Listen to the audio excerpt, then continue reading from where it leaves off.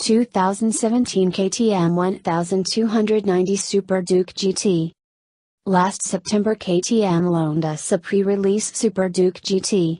We tested it through the end of the year, racking up 2,000 miles with regular commuting and day-long test rides, falling under the spell of its generous torque, nimble handling and everyday practicality. But it had shortcomings too, like a glitch that caused the LED cornering lights to stop working, an improbably long kickstand hang that snapped off and excessive engine heat, an issue we've had with other KTMs powered by the LC8V twin. 2017 KTM Super Duke GT. With the 30-liter saddlebags and first gear tail bag full, the KTM is ready for a multi-day tour, but the plastic-covered gas tank doesn't allow a magnetic tank bag. This colorful cliff face is part of California's Red Rock Canyon State Park. In January we swapped our pre-release GT for a 2017 production model, and we quickly put 1,500 miles on it, including a multi-day tour. In terms of differences between the first test bike and the second one, KTM says it made minor changes to the tuning of the WP semi-active suspension, the windscreen is now clear instead of tinted and the kickstand hang is now shorter and stronger. As for the engine heat, cold temperatures during winter testing and multiple layers of riding gear have insulated us from the problem, but we doubt it has gone away. And we haven't had any issues with the cornering lights, which helpfully illuminate the insides of turns when riding after dark. What's the 1290 Super Duke GT like to live with on a daily basis? In terms of creature comforts, it has a tall, flat, firm seat, an upright, adjustable handlebar and generous legroom. The small windscreen is easily adjustable with one hand, but raising and lowering it has little effect. Airflow is smooth but hits the rider squarely on the upper chest and shoulders. Heated grips are standard, but on cold days they don't get hot enough. Hard, lockable, removable saddlebags are also standard, and they hold 30 liters each, just enough to fit a medium full-face helmet. The latch mechanisms can be left unlocked for convenience, but they're rather fiddly to open and close. And when the bags are full, the front of the clamshell lids have a tendency to separate from the main part of the bag, leaving a sizable gap in the leading edge. However, we've ridden the GT at speed in steady rain and the bags didn't leak. Long days in the saddle are no problem thanks to standard cruise control and 6.1 gallons of fuel capacity, good for more than 200 miles of range at our 35.7 miles per gallon average. We also like the self-canceling turn signals and tire pressure monitoring system, but a chain-driven sport touring bike like this one could really use a center stand. Honestly, though, if wind protection and comfort, especially for a passenger, are your primary considerations, sport touring stalwarts such as the BMW R 1200 RT or Yamaha FJR1300 are better choices.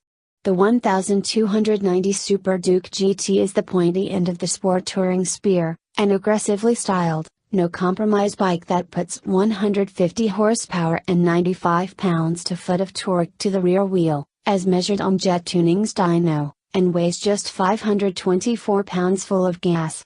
Don't let the saddlebags fool you, the GT is designed to excite you more than pamper you, though it certainly offers much plusher accommodations than the Super Duke R it's derived from. It is so ridiculously easy to ride fast that we're lucky to have completed this test without getting any speeding tickets.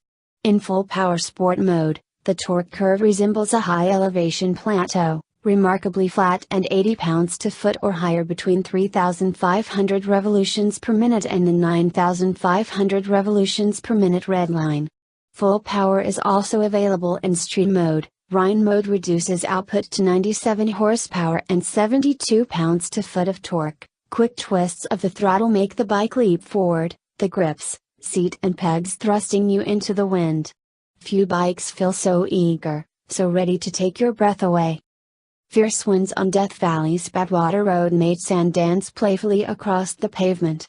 Snow-capped Telescope Peak, 11,049 feet, looks down onto the salt flats of Badwater Basin, the lowest point in North America at 282 feet below sea level.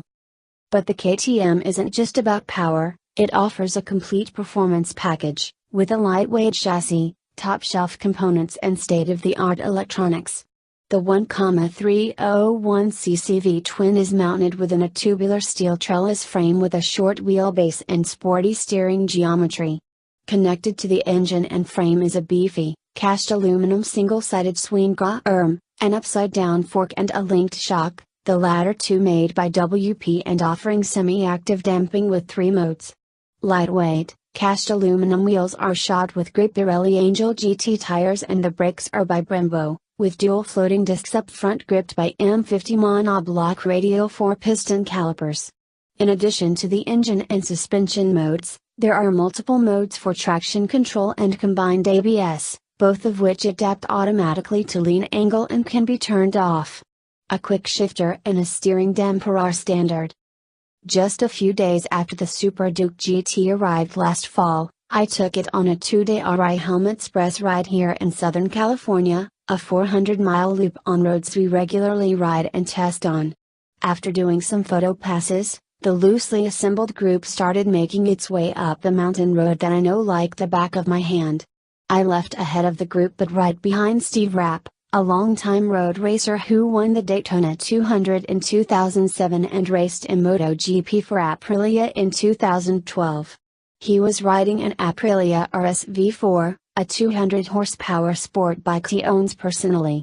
Steve set a fast pace, over the first pass, through the convoluted valley, over another pass and across desert flatlands to the next gas stop.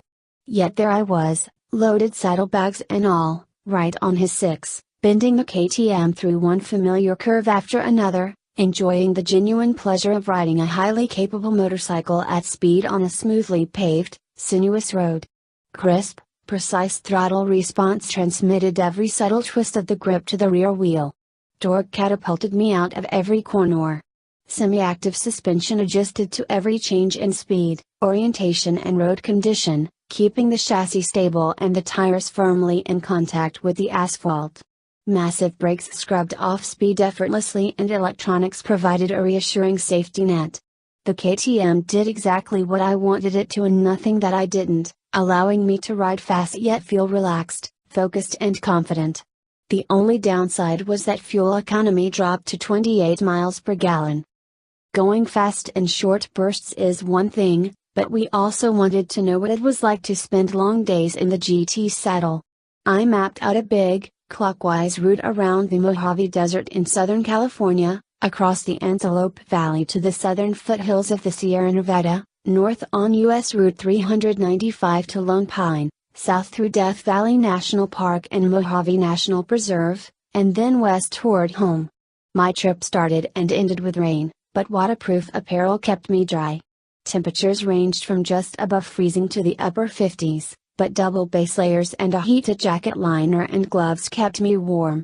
Gusting crosswinds were common, but I dodged the worst of them. 80 to 90 miles per hour winds coming down from the Sierra shut down US 395 and caused a blackout in Lone Pine just a few hours after I passed through.